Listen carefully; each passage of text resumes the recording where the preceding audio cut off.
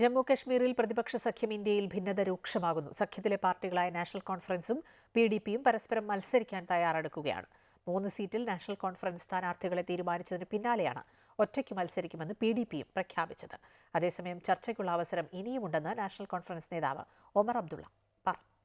Sitting സീറ്റിൽ ചർച്ചയില്ലെന്ന നിലപാടാണ് national conference സ്വീകരിക്കുന്നത്.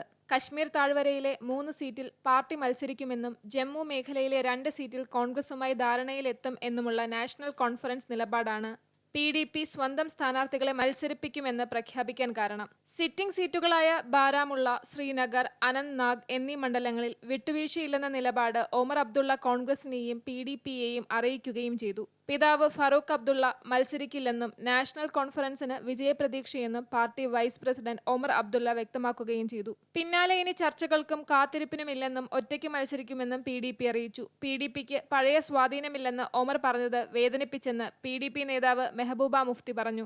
3 സീറ്റുകളിൽ സ്ഥാനാർത്ഥികളെ തീരുമാനിച്ചത് മെഹബൂബയുടെ ഫോർമുല പ്രകാരമാണെന്ന് ഒമർ അബ്ദുള്ള മെഹബൂബയ്ക്ക് മറുപടി നൽകി. വരാൻ പോകുന്ന നിയമസഭാ തെരഞ്ഞെടുപ്പിലും സഖ്യം വേണ്ട എന്നാണോ മെഹബൂബയുടെ നിലപാടെന്നും ഒമർ ചോദിച്ചു. അതേസമയം നാഷണൽ കോൺഫറൻസ് കോൺഗ്രസുമായി ഇനിയും സീറ്റ് ചർച്ചയിലെ ധാരണ സംബന്ധിച്ച് പ്രഖ്യാപനം നടത്താത്തത് സഖ്യത്തിലെ പ്രതിസന്ധിയുടെ ആഴം വർദ്ധിപ്പിക്കുന്നു. മുൻ കോൺഗ്രസ് നേതാവ് ഗുലാം നബി ആസാദിന്റെ പാർട്ടി മറ്റു ചില പ്രാദേശിക പാർട്ടികളുമായി ചേർന്ന് സഖ്യം പ്രഖ്യാപിച്ചിട്ടുണ്ട്. ഈ സഖ്യവും പ്രതിപക്ഷ സഖ്യം ഇന്ത്യക്ക് വെല്ലുവിളിയാണ്. അമൃത ന്യൂസ്, ന്യൂഡൽഹി.